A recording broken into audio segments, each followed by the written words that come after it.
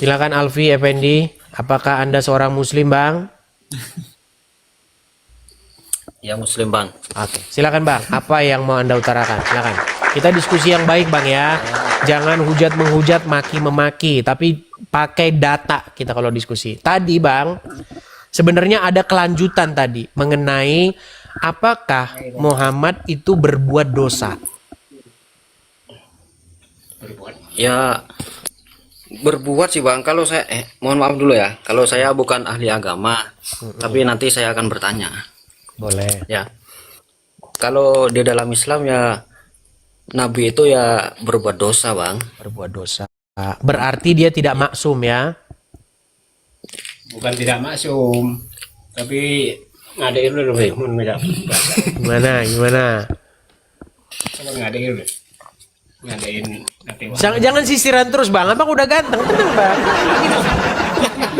Udah ganteng, Malu, udah malu, Bang. Bang. Sudah. Oke, coba. Malu bang. Tenang Bang, tenang. Saya tahu Bang. Itu jidat Anda itu nonongnya sama dengan saya Bang. Ada lapangan golf di kirinya kan? Iya. Tenang. Sabar. Kita sama. Bentar lagi ada lapangan golf. Bang, coba. Aduh, jadi lucu kan Boy. Bang, Anda tadi sudah mengakui ya bahwa sang Nabi itu berbuat dosa. Setuju? Setuju bang. Oke, Bang, kalau misalnya Anda membaca Al-Quran, ada seorang di dalam Al-Quran itu yang suci. Namanya adalah Isa. Itu tertulis di dalam Quran surat Maryam ayat yang ke-19. Pada waktu itu, Ruhana yang menjelma menjadi manusia datang kepada Maryam. Dia berkata begini, Innama ana rasulu min rabbiki li ahabalaki gulaman zakiyan. Yang artinya sesungguhnya saya ini seorang utusan dari Tuhanmu yang datang kepadamu untuk memberikan kepadamu anak yang suci. Gulaman zakiyan, anak laki-laki yang suci. Nah, tidak ada di dalam Al-Quran, Bang. Saya adalah orang yang telah meneliti Al-Quran. Tidak ada di dalam Al-Quran itu yang suci, manusia yang suci selain daripada Isa itu. Kalau ada orang yang bisa menunjukkan ada orang selain Isa yang suci di dalam Quran, saya siap terjun dari Monas. Silakan. Silakan, Bang. Yang menunggu wahyu itu loh bang, ini bukan dosa. Ya saya mau bertanya aja bang, kan saya bukan ahli agama bang. Bukan, gini. Ada yang bertanya, Gini, sebelum Abang bertanya gini, Bang. Abang sudah mengakui bahwa Nabi Muhammad itu berbuat dosa. Di dalam Al-Quran, bahkan Muhammad itu beberapa kali ditegur. Ya ayuhan Nabi, mengapa engkau mengharamkan apa yang dihalalkan Allah bagimu? Karena engkau hendak menyenangkan hati istri-istrimu. Terus di dalam surat Ad-Duha, ya kan? Surat Abasa, ya, dalam surat Abasa wa tawalla itu ya. Dan ia mendapati engkau sebagai seseorang yang dolan. Dolan itu sama dengan Al-Fatihah itu. Walad dolin, dan bukan jalan orang-orang yang sesat. Nah, tapi di dalam terjemahan itu dibikin bingung. Dan ia mendapatimu sebagai orang yang bingung. Tapi ada seorang ustadz yang jujur, asal Jawa Barat. Nih saya putarkan ya Bang ya.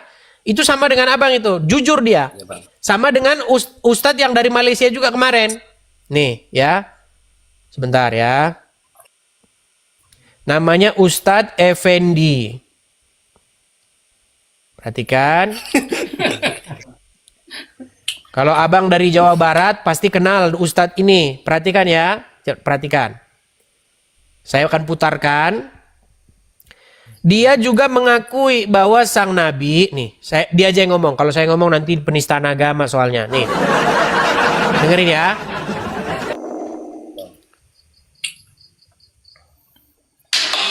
Kemudian bersyukur sudah berhijrah. Karena setiap kita teh bodoh. Ada di Quran surat Waduha itu Dolang fahada. setiap orang itu sesat awalnya. Dolang fahada. Muhammad termasuk. Maka kalau ada yang muludan, ini memperingati apa ini? Memperingati kesesatan Muhammad. Kusar bahwa dia kan nyebut Muhammad sesat. Tidak ke orang maka kita nyawa naon nanti. Jadi mau fa'awa wajadaka dolang fahada. Arti wajadaka dolang fahada itu naon teh? Wajadaka dolang fahada, dan ketika Allah mendapatimu dalam keadaan sesat, lalu kemudian Allah berikan petunjuk. Jadi jangan Nah, dia didapati katanya sesat. Cuman di dalam terjemahan sekarang diganti bingung. Tidak tahu. Dia Bang, kalau- mendapatimu dalam keadaan bingung. Nah, kata dolan atau dolin itu kata yang sama itu. Walad dolin. Dan bukan jalan orang-orang yang sesat.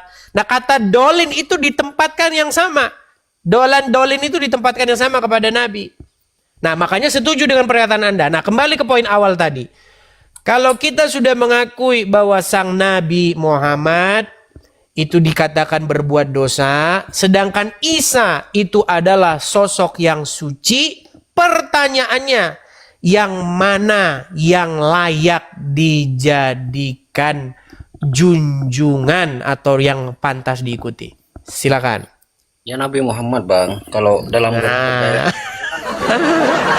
Ini karena setelan kabelnya sudah begitu, gimana?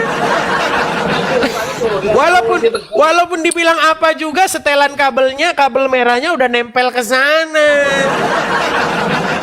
bang, saya mau tanya bang. Ya, silakan. boleh nggak? Yang ditegur itu dosa enggak? Apakah Yesus itu Tuhan bang? Bang, itu sudah saya jawab berkali-kali, Bang. Apakah Ya, ya, Yesus ya. itu Tuhan? Saya sarankan Anda, nih, saya baru kali ini menyarankan orang nonton, saya bilang video saya itu bagus nih. Saya buka dulu ya Bang ya, channel saya itu ini Bang. Ketik Ya, Bang, Edis udah, Bang. TV di YouTube. Hati-hati karena banyak Edis TV palsu ya. Ada banyak yang palsu-palsu. Nih Bang, sebentar nih. Ini ada Edis TV nih, ada yang banyak yang live nih kan. Kalau ini Edis TV palsu yang ini.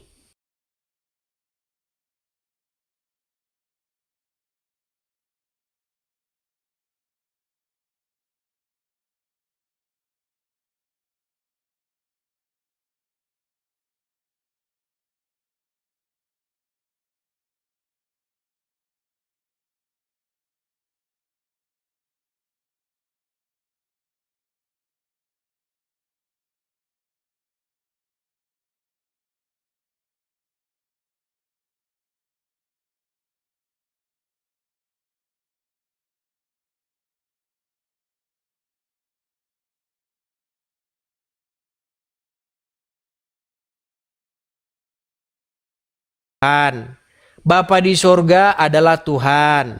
Begitu Bang. Tetapi kata Tuhan di situ maksudnya itu apa? Nah, nonton video itu. Saya rekomendasikan itu. Seperti Tapi itu. saya Gitu, Bang nggak ya. mau masuk Kristen bang. Tapi nggak mau masuk Kristen, nggak mau saya.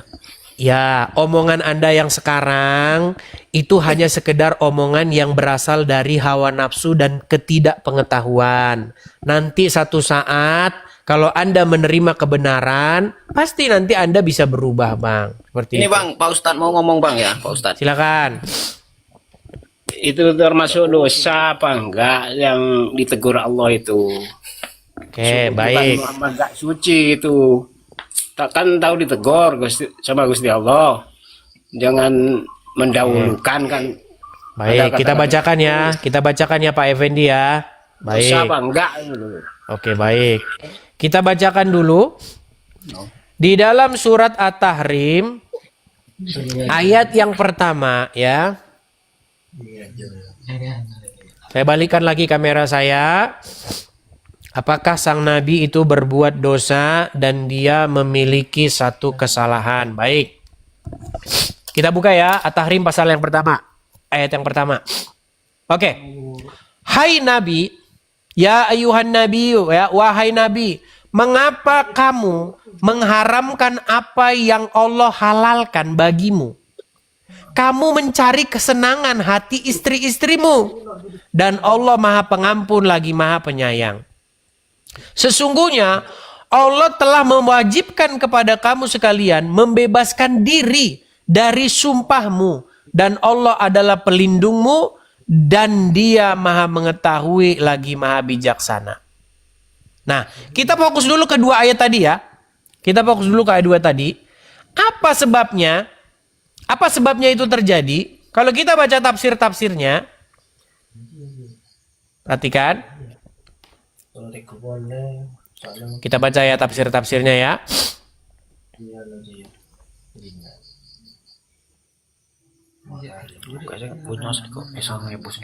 Kita baca tafsir-tafsirnya. Perhatikan. Perhatikan ya.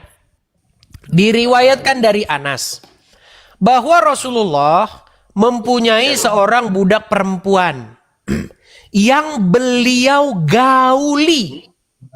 Oke? Pak Effendi, apakah Pak Effendi melihat ke sini? Karena kalau terlalu jauh nanti tidak bisa membaca. Ya Bang, Baik. melihat Ustaz. Oke, diriwayatkan ya bahwasanya sang nabi, sang baginda nabi itu memiliki seorang budak yang digauli. Lalu Aisyah dan Hafsah terus-menerus menghalangi hingga beliau mengharamkan budak itu atas diri beliau. Maka Allah Subhanahu wa taala menurunkan firman-Nya, "Hai Nabi, mengapa kamu haramkan apa yang Allah halalkan bagimu? Karena engkau hendak menyenangkan istri-istrimu." Jadi ceritanya, gini, saya balikkan dulu kamera saya, karena ini cerita yang asyik ya. Gini ceritanya. Cerita aja Bang. Dulu, saya nggak omong kosong ya, bisa kalian konfirmasi kepada para ustadz-ustadz. Ada dua asbabul nuzul yang kuat yang melatari ayat ini. Ya, pertama itu soal madu, mulut Nabi yang bau maghfir. Dan kemudian yang satu lagi mengenai pernah suatu ketika ada seorang budak perempuan namanya itu Maria Al-Kiptia. Maria dari Kipti, dari Mesir. Seorang yang sangat cantik. Suatu waktu, malam itu adalah malam sang baginda Nabi harusnya tidur dengan Hafsah. Harusnya dia tidur dengan Hafsah. Tetapi dengan tidak sepengetahuan Hafsah, sang Nabi itu tidur atau menggauli Maria Al-Kiptiah itu di ranjangnya Hafsah pada malam giliran yang seharusnya sang Nabi tidur bersama Hafsah. Itulah yang membuat Hafsah uring-uringan. Uring-uringan dan dia mengamuk kepada sang Nabi. Teganya engkau wahai Nabi melakukan itu pada malam giliranku di ranjangku. Maka sang Nabi lalu bersumpah, sesungguhnya aku telah mengharamkan Maria Al-Kiptiah. Maka langsung turun ayat. Wahai Nabi, nih perhatikan. Ini ayatnya, inilah yang coba kalian tanya Ustadz kalau nggak percaya. Nanti saya edis menista agama. Tidak, itu ayatnya ada, saya siap bertanggung jawab kan. Perhatikan. Wahai Nabi, mengapa kamu mengharamkan apa yang Allah halalkan bagimu?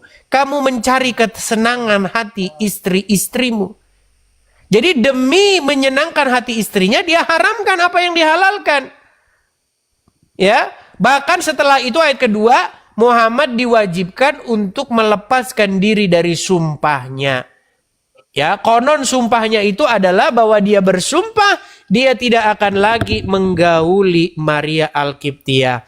Tapi sumpahnya itu lalu dibatalkan oleh Allah di dalam surat At-Tahrim ayat yang kedua. Nah, Mun'im Siri dalam satu komentarnya, itu. atau ada yang mau ditanggapi dulu, silakan. Bukan itu yang saya tanya. Gimana? Bukan itu yang saya tanya. Kan ada orang bertanya yang ditegur Allah itu loh. Suruh nunggu wahyu, suruh nunggu wahyu. Kalau belum apa-apa jangan begitu kan ditegur, apa termasuk dosa apa tidak, itu Baik. yang saya tanyakan. Baik.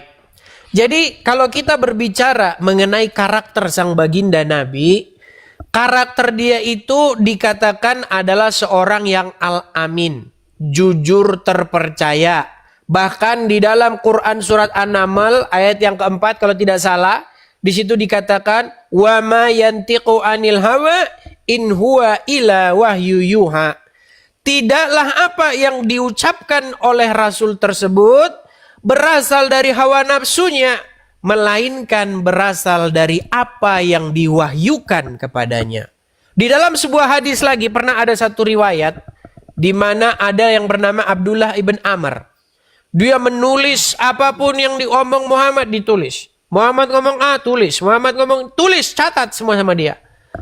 Lalu Abdullah bin Amr ini ditegur oleh orang-orang Quraisy.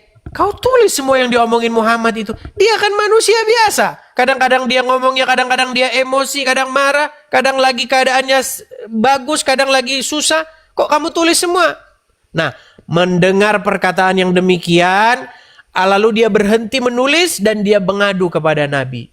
Ya Rasulullah. Bukan itu yang saya tanya, Bang. Bukan Ya, itu. sebentar, yang saya lagi menjelaskan. Saya lagi menjelaskan. Tenang, Ya, nanti saya ke situ. Tenang, nanti saya ke situ.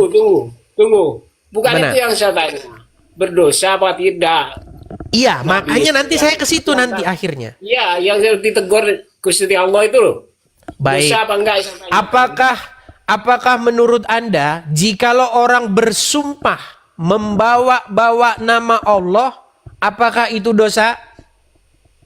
Loh, yang ditegur itu loh yang saya tanyakan. Baik.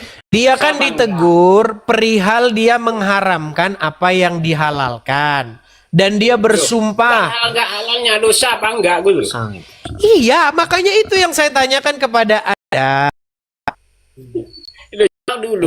Dosa Apakah orang yang tenang dulu? Aduh, kalau kita ngomong bareng-bareng ini siapa yang mau didengar? Gini, apakah orang yang mengharamkan apa yang dihalalkan Allah, Bukan bahkan haramnya, bersumpah dosa apa dengan enggak? membawa nama Allah, apakah bukan dosa? dosa apa enggak yang ditegur Allah itu? Ya jelas dosa lah. Ya sudah kalau gitu. Nah, perkataannya gak usah ke situ. Teman Anda tadi kan sudah mengakui bahwasanya sang Nabi berdosa. Nah, sedangkan di dalam Quran surat Maryam ayat yang ke-19, ayat yang ke-17, dia berkata, innama ana rasulu li ahaba laki gulaman zakiyan. Sesungguhnya saya ini seorang utusan yang datang kepadamu untuk memberikan kepadamu seorang anak yang suci. Nah, di dalam Quran jelas bahwa Isa itu anak yang suci. Hilang saudara-saudara. Berat.